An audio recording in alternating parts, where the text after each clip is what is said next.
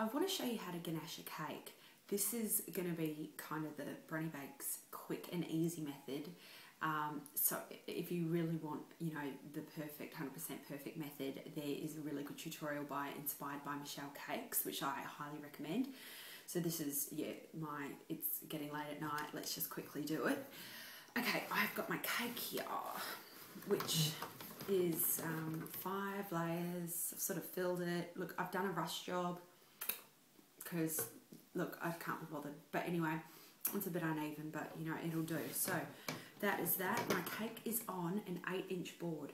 It's an 8-inch cake, but, you know, once the cake cools down after it's been cooked, it sort of shrinks a little bit. So you want the same size board as the cake. I have my trusty right-angled ruler, which is, I really highly recommend. It's fantastic. I have my ganache. I usually make ganache the night before I need it, let it set overnight and then use it, but I just made my ganache an hour ago because I really wanted to ganache it tonight, and put it in the fridge and then actually in the freezer for the last little bit just to get that consistency. The consistency you're after is like toothpaste, and yeah, so it needs to be a bit firmer. Okay, so to start with, I am going to put some ganache on the top of the cake. You've got to be careful when there's lots of crumbs in it like this. You don't want to keep going over it. You want to get just, I know I'm using my fingers, sorry, that's a bit bad. You want to get a bit of a layer on first before you start moving all the crumbs around.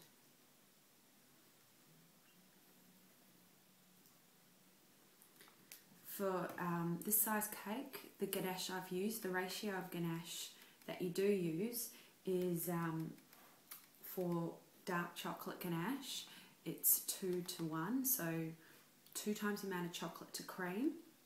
I put it in the microwave for about a minute and then stir it, and then I just do it in 20-second bursts after that.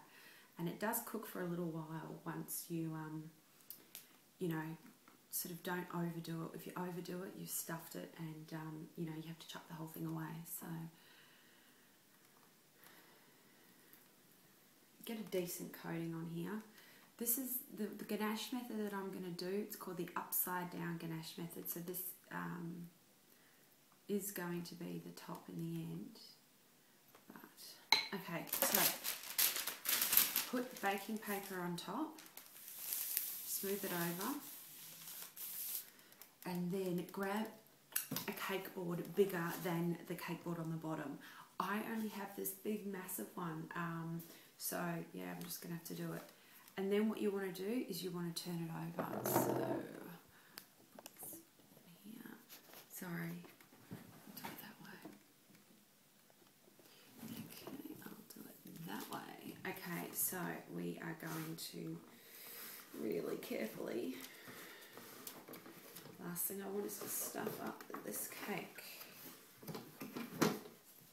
Okay, let's go. There we go. We are going to turn it over this way.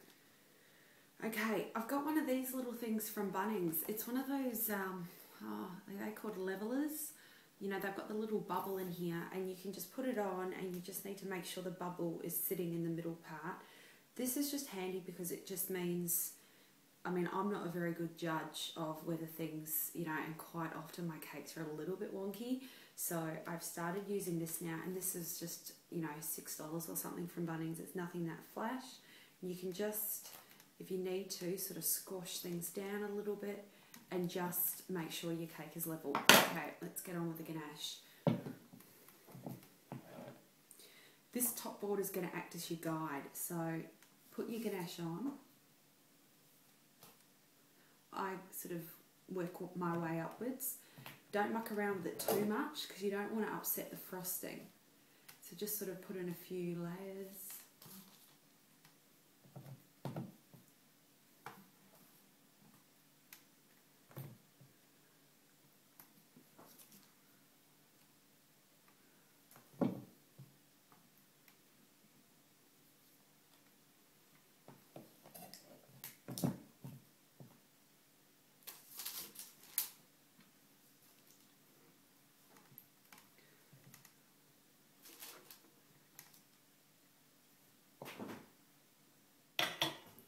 Okay, once you've put the chocolate on the sides, you need to grab, you can use this, or you could use a dough scraper, you know, like basically you just need, I guess you could probably use a ruler if you wanted to. These are great. Anyway, you need to line the top with the top board, and then basically just scrape around. You can see where, you know, if you haven't filled enough chocolate up, you can see where the gaps are to then fill it up the next time. Excuse that noise that was going on there.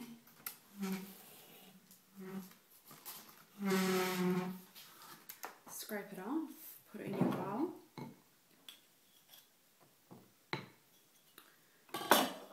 And then basically start the process over, filling in the gaps, scrape again. You basically need to keep filling in the gaps, scraping, and until it's all perfectly, you know, level and in line. Okay, ends up getting pretty messy. As your ganache starts setting and getting harder, it can start getting really lumpy. Mine was starting to do that, so what I just did is I put it in the microwave. It was looking a bit lumpy, and as I was scraping it, it was getting pretty bumpy. I put the remaining ganache in the microwave for 10-15 seconds, and it sort of warmed up, and then I put that around the ganache to sort of fill in all the bumps and the lumps, and then I scraped around it again, and I got a decent finish. Look, it's not perfect, but this cake, it is, you know, it's straight, it's even, so that's kind of what we want. No, it doesn't look that level, but well, my little thing says it is, so yeah, must be. What you need to do now is put it in the fridge for half an hour to set. I am going to go to bed, so I won't do that, but that's what you need to do. Put it in the fridge so that the bottom is going to be hard, so that we can flip it over and we can have a beautifully smooth top. Good morning. Okay, I've left this overnight. Now it's time to flip it, so yeah, let's see how we go.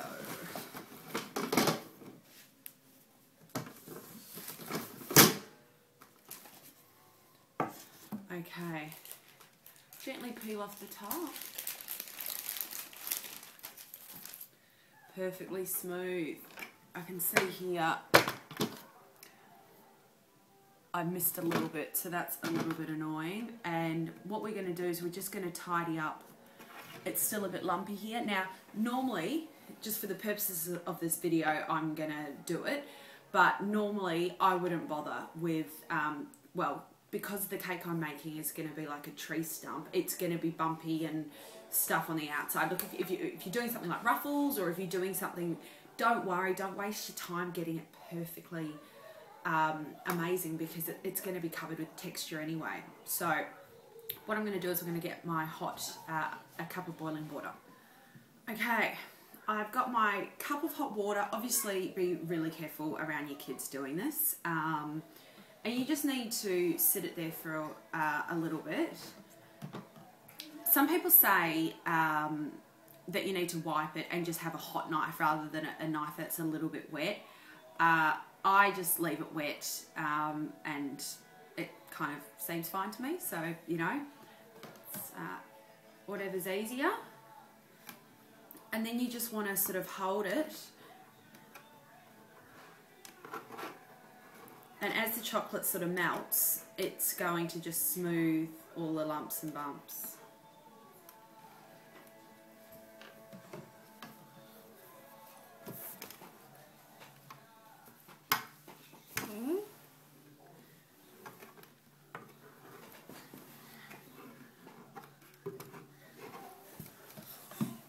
What are you doing? I'm just making up a video. Yeah.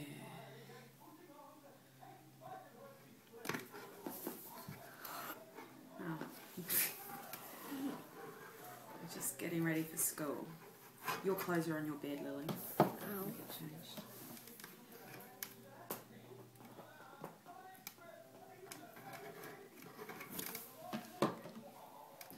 Okay, so I've hot knifed that. It's gonna do, look, if you want it to be perfect, what you would do is you would hot knife it. If you have any bumps or lumps or bits that need to be filled, you'd get your ganache out again, you'd fill it in, you'd scrape it around, you'd let it harden, you know, basically it's just, you just keep going until you get a perfect. I'm happy with this because the top is perfectly smooth and the top is perfectly flat. I know that my sides are straight and that's fine, and because I'm not, you know, if you're doing a plain cake with fondant that has minimal decorations, then yeah, you want to make sure that your shell of ganache is as perfect as you can do it.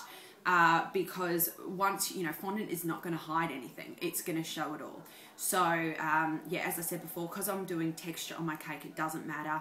I've got heaps of decorations on it, so, but you know, this is basically it. So I'm going to let this just set at room temperature.